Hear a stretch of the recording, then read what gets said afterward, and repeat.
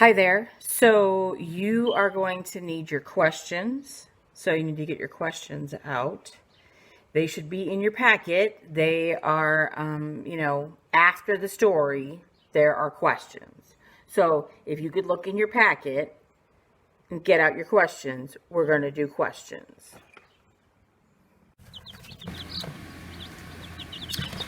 Okay, everybody in your seats, we're going to be doing questions. Why are you not in your seats? I don't understand. Why are you not in your seats? You're not in your seats.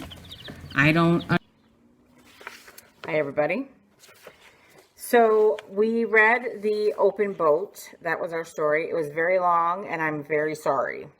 I remember this story from when, I don't know whether I was in high school or whether I was in college.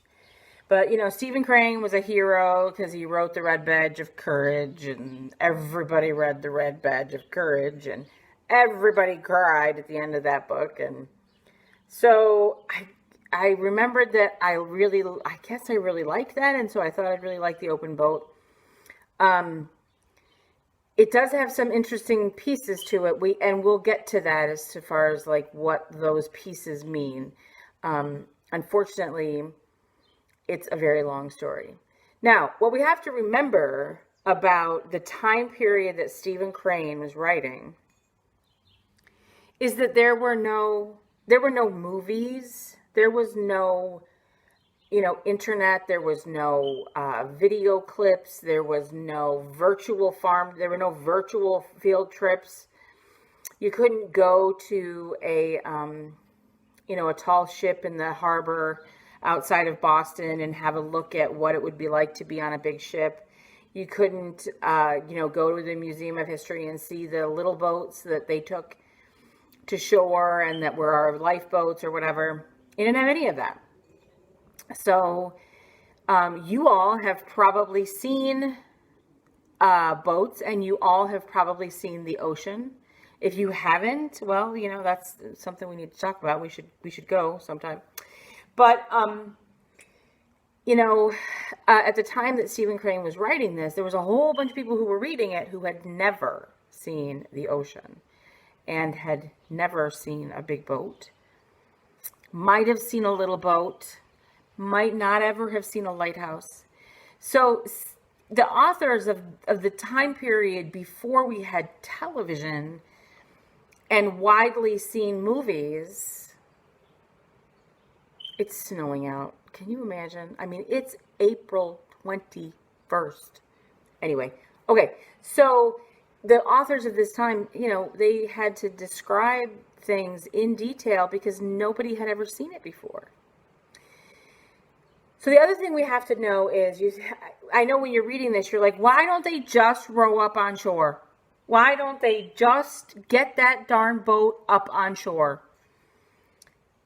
Well, because there was no beach. They called it a beach, but it wasn't really a beach. It was rocks. And so for them to try to get into shore, a lot of bad things could have happened without any help from shore, which is why those lighthouses are out there. And there are people who man those lighthouses in the same way that, we man firehouses with firemen, is just in case. If somebody comes along and gets in trouble, and they're in their rescue boat and they need to be rescued, these people would go out and rescue them. So in this story, the captain makes a couple of passes at trying to get into shore. But, if you've never been to the beach, you don't know this, but by the time waves way out in the deep water are big waves. And when they come into shore, they crash because that's how that motion works. And so a wave could pick up your little boat and choom right onto a rock. And so when they get into the shallow water, the waves are dangerous because they could do terrible damage to your boat. When you're out in the big sea, there's big waves. Don't get me wrong. I've watched Deadliest Catch. I know there's big waves out there, but they don't do a lot of damage because there's nothing to crash it into. unless it's your own, unless you're crashing into your own boat or it flips your boat and then your boat becomes a weapon. But for the most part, out in the deep water, you're good. All right, so questions. Here we go. How is it the first paragraph of the story important to the passage as a whole? First paragraph. None of them knew the color of the sky. Their eyes glanced level and were fastened upon the waves that swept towards them. These waves were the hue of slate, save for the tops, which were foaming white, and all of the men knew the color of the sea. The horizon narrowed and widened and dipped and rose, and at all times its edge was jagged with waves that seemed thrust up in points like rocks. All right. Why is that important? It focuses on the danger of the ocean as insurmountable. B, it focuses on the ocean's importance over the sky and land, setting the sea as the primary setting. C, it establishes the ocean as the primary focus and antagonist of the survivors. It establishes the ocean as ugly and gray as opposed to the beautiful and blue. All right, so a couple of these talk about the ocean as a character.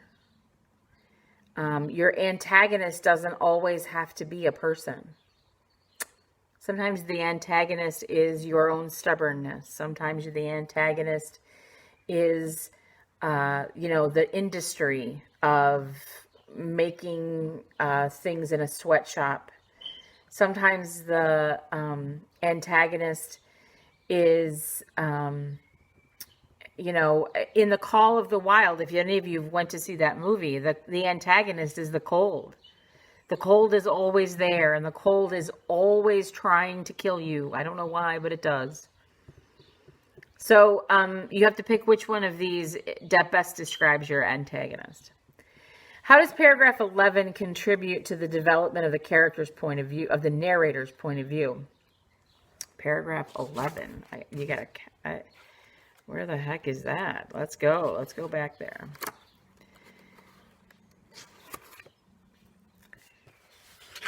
Paragraph 11. In the wan light, the faces of the men must have been gray. Their eyes must have glinted in strange ways as they gazed steadily astern. Viewed from the balcony, the whole thing would undoubtedly been weirdly picturesque. But the men in the boat had no time to see it, for they had leisure. Had they had leisure, there were other things to occupy their minds. The sun swung steadily in the sky and knew it was broad day because the color of the sea changed from slate to emerald green, streaked with amber lights, and the foam was like tumbling snow. The process of the breaking day was unknown to them, for they were aware only of this effect upon the color of the waves that rolled towards them. Okay, so paragraph 11 contributes to the narrator's point of view. In this story, the narrator is not any one of those four people. In nowhere does he say I as the correspondent or I as the oiler. He talks about these four people like they're over there and this is what they're doing. In this particular paragraph, he talks about being in a balcony and looking down and seeing these people in this boat. And, there's lots of paintings of, girls in rice paddies picking rice or sailors loading up a boat full of cargo. And all of these things are picturesque in their own way. Like, they capture a lifestyle. They capture a peacefulness. They capture, there are lots of paintings of people threshing wheat or putting wheat into piles out in the fields because we like to look at that kind of thing. So, from the narrator's point of view, these four guys in this boat who for them, it's a very desperate situation and they're trying to get away. To the narrator, it's like, this is kind of beautiful. They're out in the middle of nowhere. There is nothing but them in the middle of this ocean. Number 3, which of the following best summarizes how the men interact with each other? And let's remember, summary is where you sum it all up. What could you say about this story in a nutshell? Which is, in 2 sentences. How could you sum up this story? If somebody were to come in the room right now and say, what was that story about? What was that story about? A, the men work together like a well-oiled machine, each with assigned duties. B, the men resent each other after being stuck on the dinghy for so long. C, the men maintain their old titles and hierarchies from the ship. D, the men love each other to the point of sacrificing themselves for one another. So paragraph 44, how does the narrator describe their time at sea and the impact it has on everyone, especially the correspondent? So paragraph 44,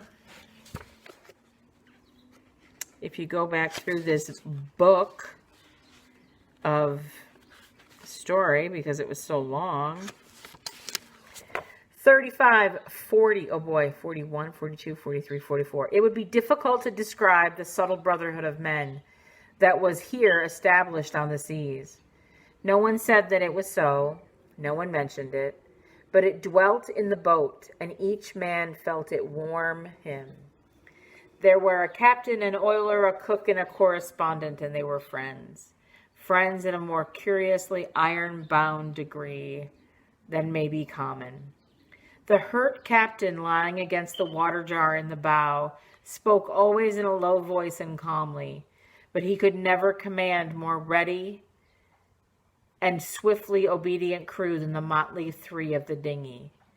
It was more than a mere recognition of what was best for the common safety. There was surely in it a quality that was personal and heartfelt, and after this devotion to the commander of the boat, there was this comradeship that the correspondent, for instance, who had been taught to be cynical of men, knew even at the time the best experience of his life. No one said it was so. No one mentioned it.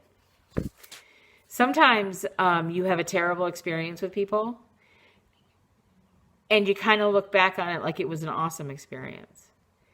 So this was kind of that way. Anyway. So you can write there, how does the narrator describe their time at sea? And how does that impact everyone, especially the correspondent? Number 5, I'm going to be drowned. If I'm going to be drowned. If I am going to be drowned. He says this 3 times in the book. And so if those mad gods of the sea would have it fit that why would they bring me this far and then drop me? Why? How does that contribute to the tone of the piece? What does that make you think when you read that? And how the captain says this, and he says it 3 times. He says this little saying. And, what does it mean? How does it contribute to the tone? Is the tone about, we are going to our impending doom? Or is the tone about survival? Or is the tone a desperate plea? Or what is the tone of this? Remember, the tone of a piece of literature is what that piece, the feelings that post, that puts out for you. So do you feel happy? Do you feel sad? When you read that, do you feel happy? Do you feel sad? Do you feel desperation? Do you feel victory? Do you feel, what is that?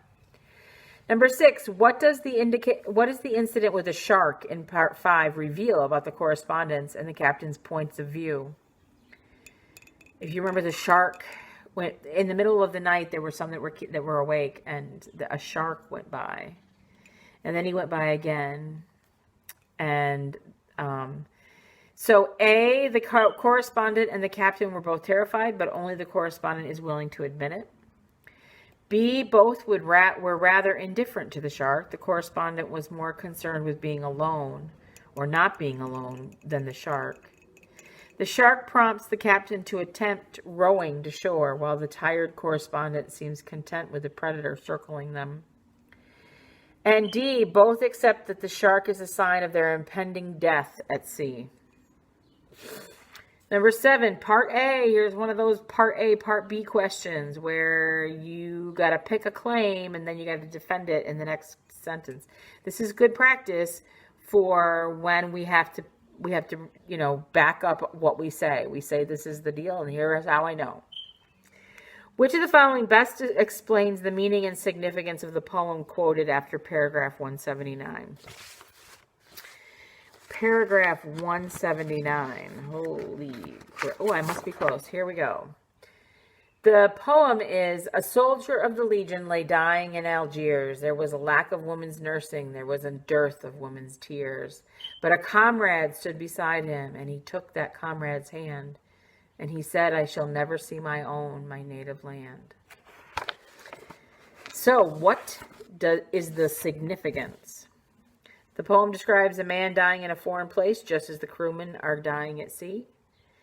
The poem describes a soldier dying for a cause, in contrast to the ship suddenly sinking and the 4 survivors stranded in the ocean. The poem describes a man dying alone, which is how the correspondent feels, even though he's surrounded by 3 other men. Indeed, the poem describes a soldier dying, the meaning and impact of which never occurred to the correspondent before being himself confronted with possibility of death. All right, so you pick one. Now you gotta back it up. How does the correspondent's attitude towards the soldier in the poem change?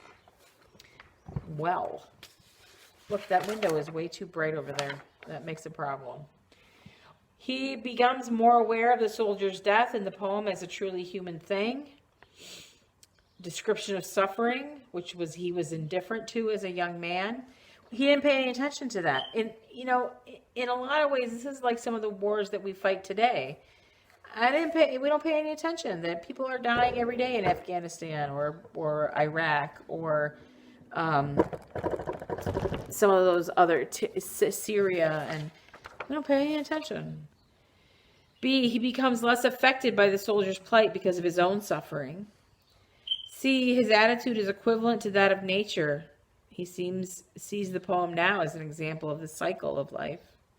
And D, his attitude changes that he can finally sympathize with the comrade of the dying soldier as he witnesses his own companions wasting away. Okay, that's interesting. The idea that now he... Okay. So I'm moving on to which of the following quotes best... No, we did correspondence attitude. Now we're doing part number 9. How does the description of the windmill in paragraphs 201 through 203 contribute to the central idea of the text?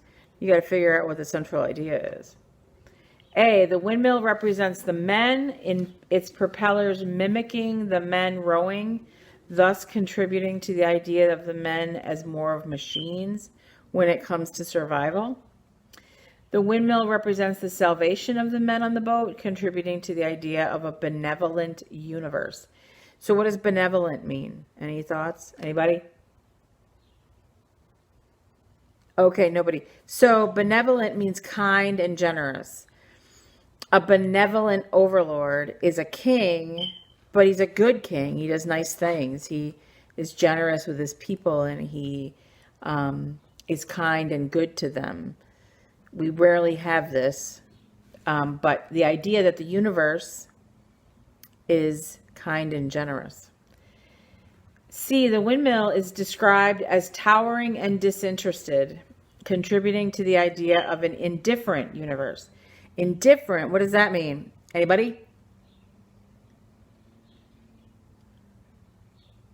Indifferent is I don't care.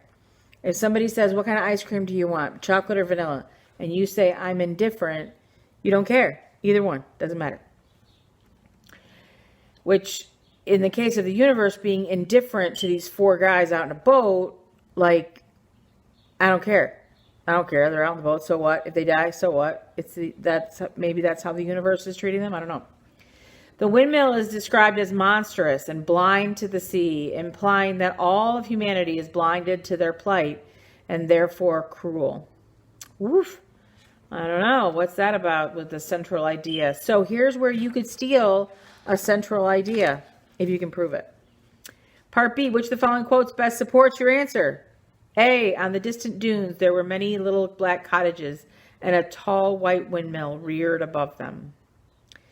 B, this tower was a giant standing with its back to the plights of the ants. C, the correspondent wondered if none ever ascended that tall wind tower and if they ever looked seaward. D, the mind was dominated at this time by the muscles, and the muscles said they did not care. 11, which of the following best explains the author's purpose in naming only one character? Only one character in here has a name, Billy. So why does he do that? Otherwise, you're the oiler, the correspondent, the cook, or the captain. But in this case, the oiler has a name. Its name is Billy. 12. Select two choices from the list below that best identify the theme of the story. Man versus nature, brother or community. C, fate or destiny. D, grief and loss. E, faith or providence. B, hope and optimism. So which one of those two things are happening in the story? 13, which of the following passages best supports the answer to part A? So if you're talking about man versus nature, which one of these passages, and they give you paragraph 444, paragraph 71, you have to go back and look. So go back and look at those paragraphs and see if they support your answer. All right,